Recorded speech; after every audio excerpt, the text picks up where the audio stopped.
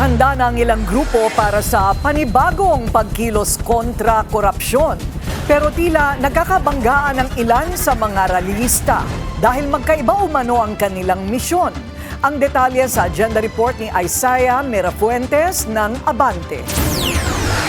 Libo-libo raw makikiisa sa panibagong trillion peso march na isasagawa sa February 25 sa EDSA People Power Monument.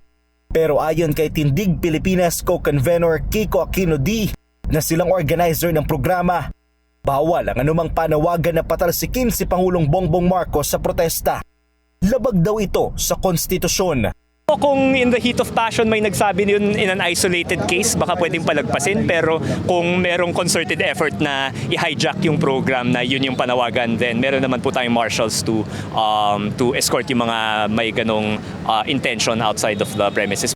Paliwanag niya, ang tanging motibo lang ng protesta ay panagutin ang lahat ng mga kurakot, partikular na ang mga sangkot sa flood control scandal.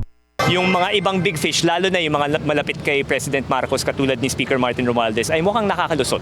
So hindi sapat po yung nakikita natin. Ayon sa QCLGU, 5 grupo ang nanghingi ng permit para magtipon sa anibersaryo ng EDSA Revolution. Pero tanging ang Tindig Pilipinas pa lang ang pinayagan.